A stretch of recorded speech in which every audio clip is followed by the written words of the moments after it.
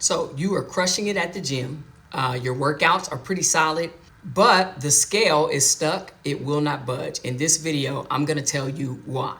So you're waking up at 5 a.m. every day. You're hitting the gym hard. You got your weighted vest on. You're taking all the supplements. You know how many reps to do. You got your workout pre-planned. You are in the gym. You got the latest Nike running shoes, gear, attire, all the things.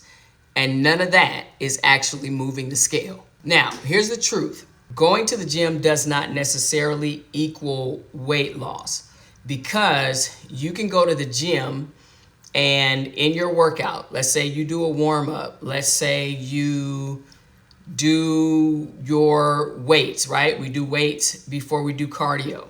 You do your weights for about 30 minutes. You do another 30 minutes of cardio. Some of you guys are cardio junkies.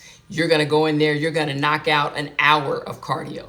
Maybe you burned 250 calories if you really went hard on the weights.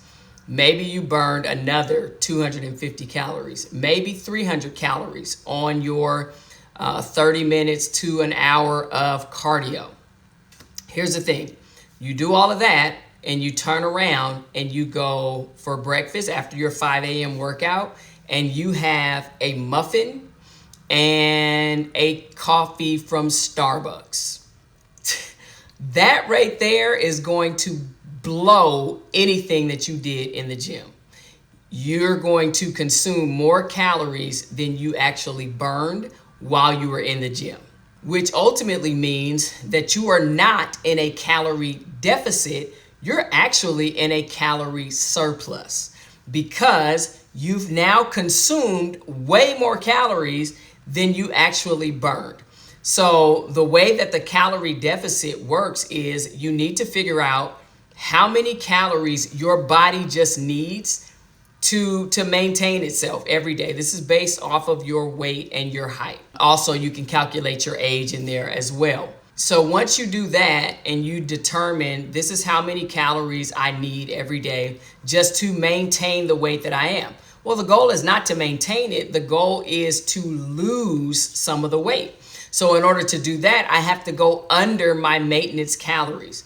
If all I'm doing is setting that bar for maintenance and I'm going under it, I'm aiming to go under it, you have to consume less than you would to maintain it. The workout will actually help a little bit because it burns some calories, but the same 600 calories you could burn in the gym, you could also just change what you eat. And that's the biggest thing. Most people don't actually realize that weight loss, fat loss happens in the kitchen and not the gym. So why do we go to the gym then? I'm glad you asked. You don't go to the gym so that you can lose weight. You don't go to the gym so that, oh, I can burn fat. Oh, I'm gonna get in the fat burning zone on the treadmill and that's gonna burn away all the fat.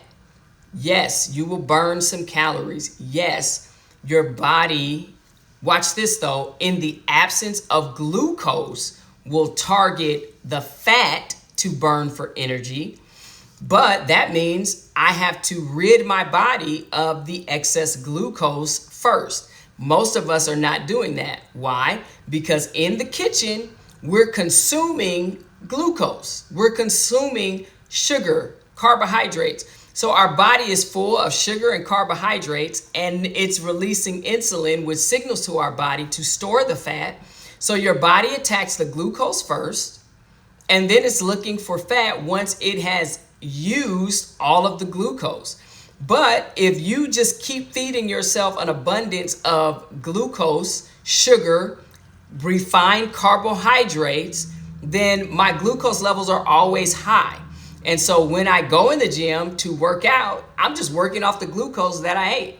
So your fries and rice and pasta and sugary drinks and all that, when you go to the gym the next morning, guess what you're gonna burn off? That glucose. So part of the reason why you're not seeing the scale go down, part of the reason why you're not seeing your stomach fat change at all, the fat on your body is not going anywhere, is because every time you go to the gym, you're just working off the glucose that you ate the last meal.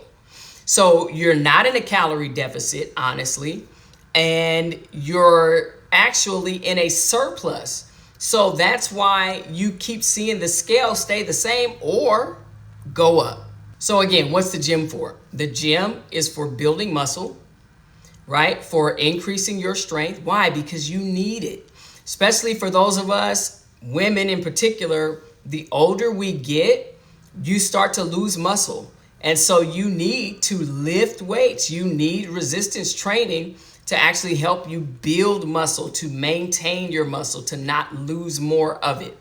And so that's one of the reasons why we go to the gym. We lift weights to build muscle. You also go to the gym to do cardiovascular work, right? Help get your heart pumping, get your cardio in. That's great. That doesn't necessarily mean that it's going to equal fat loss or weight loss just because you went for a run on the treadmill, just because you got on the elliptical, just because you got on the Stairmaster. One of the things that the Stairmaster is great for is for building up leg strength and endurance. So you're doing the treadmill to build up your endurance. You're doing your cardio to build up your endurance. You're doing it just to build and strengthen your cardiovascular system. Super important, but not necessarily going to make you burn fat or lose fat. There is a blocker in the way of your body burning fat as opposed to continuing to burn off the glucose, because your diet, again, plays a critical role in what your body is using for energy. So what we understand is that the kitchen is actually where fat loss is going to live.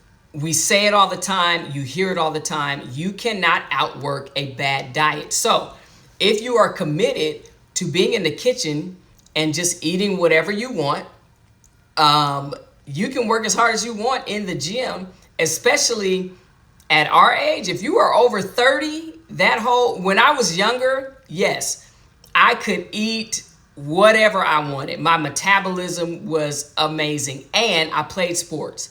So when you're talking about eating Big Macs and fries every day and sandwiches and chips and ramen noodles and sugary cereals all day, and I was skinny. My metabolism was super high, and I played sports. So I was always moving, right? The older we get, you get a job, you've got a family, your metabolism is slowing down. You don't have 3 hours a day to run outside and play sports. So now we are in a place where if that's not the life you want to live, could you fight off a bad diet by staying in the gym for 3 hours a day? Sure. Do most of us have 3 hours to spend running around? No, most of us do not. So instead of overworking your body, putting your body through all of the stress and strain of doing hours of cardio, which for many of us, it's shooting your cortisol levels up as well. So that's not helping you move the scale at all. Instead of doing that, just take it to the kitchen. Make good decisions while you're in the kitchen. That's where you're really going to see fat loss based off of what you eat. So again, you likely cannot outwork a bad diet. It's just math. It's just numbers. You're eating 2,000-3,000 calories a day. Your body, your weight, your size, your height, your age does not need that many calories to maintain it. And so when you are exceeding the calories that you need to maintain your weight, what do you think is going to happen to your weight? It's going to go up. If you go under the number of calories that you need to maintain your weight and you're consistent with it, what's going to happen to your weight? It's going to go down. It's simple math. All right, so let's talk about what actually is happening inside of your body. When you eat, right, particularly when you eat sugars, when you eat refined carbohydrates, potatoes, rice, pasta, bread, pastries, cookies, potato chips, all those things. when you eat those kinds of food, what's happening is that the food turns into glucose, right? And so when you eat, your glucose goes up, and the response of the body is for the pancreas to release insulin. The insulin's job is to try to manage the glucose. It's tricky though, because insulin is going to move the glucose out of your bloodstream and into your cells. That's how your body is using the glucose for energy. So it moves it into your cells. But if you're eating like that throughout the day, right? Some of us got a snacking problem. So if I eat breakfast and then have a snack that has more carbs in it, more glucose, then I turn around, I eat lunch, more glucose. Then I turn around and eat a snack, more glucose. Then I turn around and eat dinner, more glucose. If I'm constantly eating, that means my glucose levels are high. But insulin is being released to push the glucose into your cells so that your body can use it for energy. But what happens if you don't do anything? If you are great, you worked out that day, that morning, but you've been eating all day long and sitting most of the day. So if you spend most of the rest of your day sitting around, this is why conversations like having, some people say, oh, 10,000 steps, somebody came up with that. It's not a realistic thing. 7,000 steps. Okay, great. Let's say you do 7,500 steps a day. That means you're up, your body is moving and helping to utilize some of that glucose. Most of us, though, if we're being honest and we're talking about the scale is not moving, it's probably because you're consuming more carbohydrates than you actually need, because your body is holding on to, your body's got all this glucose in it, and then that means that your pancreas is releasing insulin to manage it. Now, why is that important? Because you need to understand what insulin is actually doing to your body. So when you are constantly eating, your glucose levels are constantly high, which means your insulin levels are constantly high. Here's why that matters. Insulin tells your body to store fat. It is a storage hormone. Now, that also means that my muscles are not actually getting glucose efficiently because the insulin is prioritizing storage. So what all that means is you are working out. You're doing a great job. You're there. You're doing all the things. But your hormones are actually working against you. Insulin is actually a hormone. And so you're working out great, but because of the way you're eating, your insulin levels are always high, and it's telling your body to store fat. And that is where most people have a disconnect. They think that I'm consuming all of these carbohydrates, because I need it for energy. Here's the truth. Most of us have consumed enough carbohydrates. Our body is full of so much glucose. You don't need any carbs. You're a long way away from having to eat carbs. What we do is we watch all of these fitness influencers and people on TV. You need to chicken and rice, and eat your sweet potatoes and all that. You're just tagging on and piling on more carbs, more glucose into your body.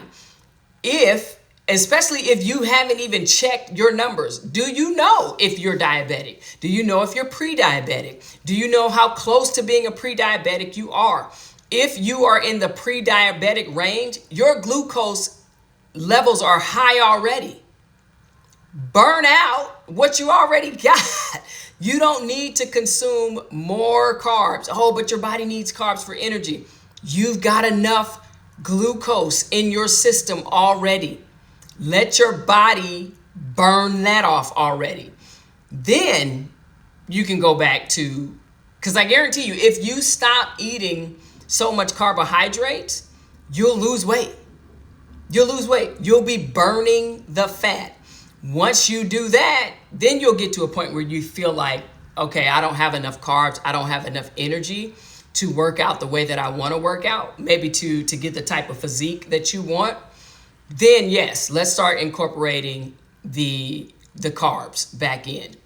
I would strongly suggest that if you're just now starting off trying to lose weight, you're overweight, you are in the obese category, or even, like I said, the overweight category, I would strongly suggest that you cut the carbs first, work out that way, do your workouts, do your calorie deficit, cut the carbs out of your diet. Allow your body to use the glucose that's already inside of your body and give your pancreas a break. If you lower the glucose, you'll also lower the insulin.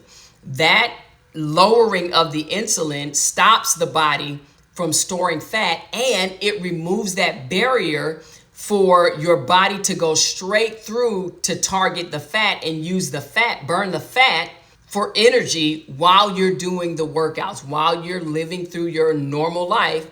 That's what cutting out the carbs will turn on for you.